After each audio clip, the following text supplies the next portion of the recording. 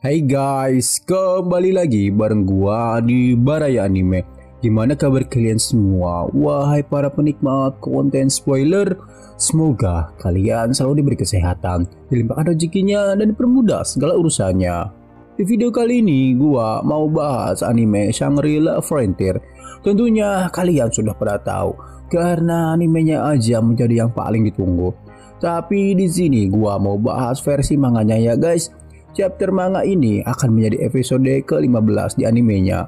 Di episode sebelumnya, Penjilgo mempunyai satu rencana untuk menyingkirkan klan Asurakai. Namun di episode kali ini, scene dimulai dengan diperlihatkannya Passenger atau Reisaiga berniat mengirimkan mailbox untuk Sunraku. Di mana di hari itu ada update terbaru dari developer game. Itu mungkin waktu yang tepat agar dirinya bisa ngobrol dengan Sunraku. Passenger sangat berharap ada balasan dari Sunraku. Ia telah merangkai kata-kata dalam surat itu 1 minggu lamanya. Jadi seharusnya tidak ada yang salah di kata-katanya atau tipe. Tidak lama kemudian, burung pengirim surat telah kembali. Namun surat itu bukan balasan dari Sunraku, melainkan dari kakaknya Passenger. Isi surat itu adalah kakaknya telah mendapat info dari orang dalam tentang lokasi markas Asurakai dan kakaknya ingin Passenger untuk memastikannya.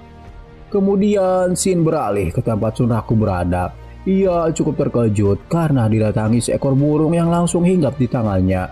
Sunraku beranggapan itu adalah monster burung beracun. Emu juga bergumam hanya dirinya saja yang boleh nemplok di tubuh Sunraku.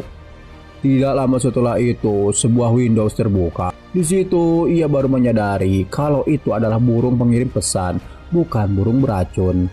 Karena Sunraku belum pernah menggunakannya, jadi ia tidak mengetahui soal burung pengirim pesan. Pesan yang diterima Sunraku adalah pesan dari Passenger, di mana pesan itu berisi, "Untuk Sunraku, kuharap surat ini menemukanmu dengan baik dan tetap tenang di sebagian besar hari pertengahan musim panas yang terik ini.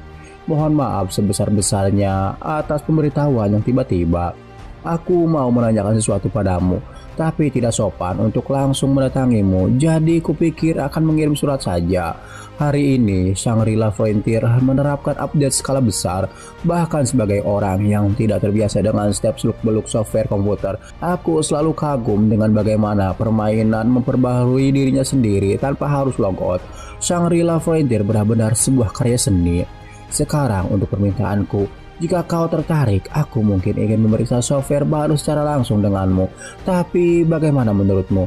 Beritahu aku jika ini terdengar seperti sesuatu yang ingin kau lakukan. Terima kasih banyak sebelumnya, Passenger."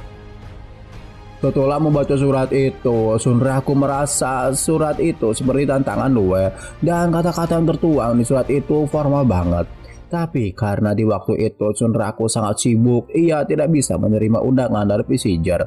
Namun sebelum Sunraku membalas surat itu, Passenger telah mengirim kembali surat yang isinya permintaan maaf setulus-tulusnya karena ada urusan pribadi dan kemungkinan akan memakan waktu yang lama. Jadi undangan yang sebelumnya ia kirim di cancel. Ya, setelah membaca surat itu, Sunraku tidak perlu repot-repot menolak undangan Passenger sebelumnya. Jadi ia hanya membalas, tidak masalah. Setelah mengirim balasan atas surat yang dikirim Passenger, Sunraku bersiap untuk fokus pada persiapan terakhir pergi ke Tidharma. Ia lalu dikagetkan dengan kemunculan Visage. Visage mengungkapkan jika malam ini adalah malam bulan baru, dan ia juga memastikan apakah Sunraku jadi pergi ke tempat Wazaemon berada. Dengan sangat antusias, Sunraku berkata jika malam ini adalah malam besar. Visage hanya berpesan agar Sunraku tidak melupakan jiwa formal ketika ia bertarung. Untuk pertarungan melawan Wazaemon nanti malam, Emu tidak bisa ikut. Lantas Emu memberi Sunraku sebuah kalung. Ayahnya yang membelikan kalung itu sebelumnya, dan itu adalah seperti jimat perlindungan bagi Emu. Sunraku berkata dengan nada bercanda jika ia tidak membutuhkan benda itu untuk mengalahkan Wazaemon. Tapi pada akhirnya Sunraku memakainya dan mengucapkan rasa terima kasihnya kepada Emu. Kalung itu bernama Shard Necklace. Tidak ada efek apapun, itu hanyalah sisa fragmen. atau semacam tanda pengenal. Tidak pasti bagaimana itu digunakan, namun terkadang itu adalah bukti fisik dari keberadaan pemiliknya. Kemudian Shin beralih ke markas klan Ashurakai, di mana pemimpin mereka bernama Orkelot nampak kesal karena si Pensil Gon tidak kunjung datang. Padahal dari pesan burung yang dikirimkan, ia sedang dalam perjalanan dan sudah dekat dengan markas. Karena waktu yang sudah mepet, Archelot mengajak anggotanya untuk segera pergi ke kebun tersembunyi. Akan tetapi sebelum Archelot dan timnya pergi, tiba-tiba dari belakang sebuah serangan hampir menebas tubuhnya. Serangan itu berasal dari Viziger dari klan Schwarzerwolf, dan yang membuat Archelot semakin kebingungan markas mereka tersembunyi di map, tapi mengapa mereka bisa mengetahuinya. Dan bukan hanya klan Schwarzerwolf yang datang, melainkan ada beberapa klan lain seperti klan Tiger of Indra, tim 10PM, dan klan Kenaik Tempura, di mana klan-klan itu merupakan klan papan atas semua. Orang yang mungkin membocorkan lokasi markas klan Ashurakai adalah Pensil Gon. Pensil Gon yang berada di balik bebatuan tersenyum bahagia. Lantas ia berjalan menuju sebuah goa dan menghilang dalam kegelapan. Di tempat lain, Sunraku memamerkan armor barunya yang berkilau. Berkat armor itu, daya tahan hidupnya naik dari 7 poin menjadi 22 poin. Wow, selamat, kau beralih dari armor tisu menjadi kardus basah, ucap Katsu yang melihat tidak ada perubahan sama sekali dengan status Sunraku. Lalu Sunraku memuji minuman yang direkomendasikan Katsu, sangat jos gandos. Energi yang mengalir ke dalam tubuhnya bagaikan sungai. Katsu memberitahu kalau minuman itu ia dapat dari teman Amerikanya, tapi Katsu sendiri tidak akan menjadikannya minuman sehari-hari. Sambil mengobrol santai, Sunraku memberitahu Katsu jika ia telah menemukan gerakan glitch baru di game BOP. Katsu pun meminta Sunraku untuk mengajarinya nanti. Singkat cerita, Pensil Gon pun datang menghampiri mereka. Ia memberitahu kalau rencana yang telah disusun untuk menghancurkan klan Ashurakai telah berhasil. Pensil Gon melanjutkan kalau penyerang utamanya Viziger terlihat sangat menyukainya. Mungkin karena mempunyai dendam pribadi atau semacamnya.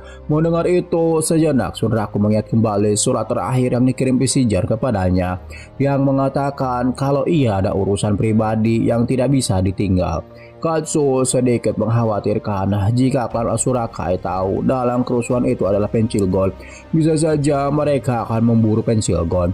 Dan dengan entengnya Pensil Gon menjawab, ya tinggal buru balik. Saat ini Sunraku dan lainnya telah berada di tempat kemunculan Wazaemon, di mana di tempat itu Setsuna tidak ada karena pada saat bulan baru koordinat lokasi itu akan berubah. Dan saat itulah waktunya bagi Pensil Gon dan tim untuk mengabulkan mimpi Setsuna, yaitu memberi Wazaemon istirahat panjang. Di bawah pohon terlihat sosok kesatria duduk seolah sedang menjaga makam di hadapannya. Setelah kemunculannya, area sekitar mulai ditutupi kegelapan. Wazaemon, si penjaga makam, satu dari 7 monster legendaris, mulai bergerak mengangkat pedangnya. Level Pensil Gon dan yang lainnya terkunci di level 50. Itu adalah syarat yang harus mereka terima ketika berhadapan dengan Wazaemon. Sunraku menjadi orang pertama yang maju menantang Wazaemon. Menggunakan jurus Tachikaze, Wazaemon menyerang terlebih dahulu. Namun dengan mudah Sunraku menghindari serangan itu. Lalu dengan skill Invade, Sunraku menyerang kaki Wazaemon. Invade adalah skill yang memiliki efek damage ekstra jika si pengguna menyerang dalam jarak dekat yang sangat ekstrim. Sudah dipastikan serangan Sunraku tidak berdampak apa-apa bagi Wazaemon. Kemudian Wazaemon menyerang kembali Sunraku dengan tebasan ke atas. Terlihat sederhana, tetapi jika terkena serangan itu, Sunraku bisa saja langsung KO. Kali ini Wazaemon menyerang bagian kepala Sunraku. Untuk menahannya, Sunraku harus menggunakan sebuah skill yang bernama Flying Protect. Flying Protect adalah skill menangkis serangan dan memberikan 5% dari damage kepada attacker. Melihat pertarungan Sunraku, Pensil Gon terlihat bahagia karena orang bodoh itu bisa menguasai skill hanya sekali coba. Jadi sebelumnya di dalam rapat, Pensil Gon memberitahu salah satu skill Wazaemon bernama Tachikaze. Itu adalah serangan cepat yang berlangsung hanya dalam 1 frame. Terkena serangan itu maka mati. Pada saat itu Wazaemon memiliki pertahanan yang ditambahkan padanya, jadi mereka hanya bisa menghindar atau menangkis. Dan itu baru permulaan dari persenjataannya. Jadi Pensil Gold meminta rekan-rekannya untuk bersiap. Wazaemon berada 150 level di atas mereka dan mempunyai banyak gerakan di luar skill, maka pertarungan yang akan mereka hadapi tidak akan seimbang. Pensil Gold membenarkannya, ia sangat yakin itu adalah kondisi khusus. Daripada mengurangi SP musuh menjadi 0, mereka menang dengan memenuhi kondisi tertentu. Salah satu rekan Pensil Gold berkata, bertahan dan menyerang dilakukan pada saat kondisi tertentu. Tapi strategi itu akan berjalan jika mereka mempunyai petunjuk. Ya, Pensil Gold sendiri telah melakukan beberapa testing. Ia pikir kemenangan akan berada di pihaknya jika mereka bisa bertahan lebih lama. Pensil Gold memakai asumsi itu dan menjadikannya strategi di pertempuran kali ini. Seiring berjalan waktu, Wazaemon, sang penjaga makam, melewati berbagai fase selama pertempuran. Untuk memulai sesuatu, Pensil Gold memulai dengan bertahan. Di fase pertama membutuhkan waktu 10 menit dan Shunraku akan menjadi kunci di fase ini. Pensil Gold sangat percaya jika Shunraku merupakan gamer pro. Ia tahu Shunraku bisa menebak arah serangannya.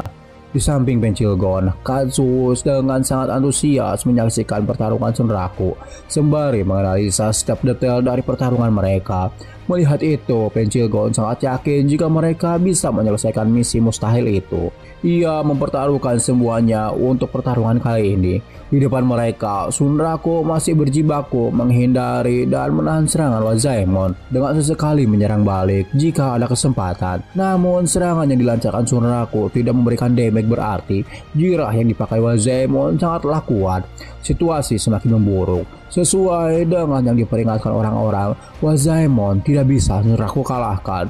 Serangan Tazikaze yang kedua tidak dapat Shunraku hindari karena stamina yang sudah terkuras. Katsuo dan Pensil Gold sangat terkejut melihat kejadian itu. Karena serangan itu, HP Shunraku tidak lagi tersisa yang menandakan dia telah kalah dari Wazaemon. Dan scene itu pula menjadi akhir dari pembahasan anime Shangri-La Frontier episode ke-15. Oke lah, mungkin segitu dulu aja pembahasan episode ke-15 dari anime Shangri-La Frontier. Terima kasih bagi kalian yang nonton sampai akhir dan sampai jumpa di video selanjutnya. Bye bye.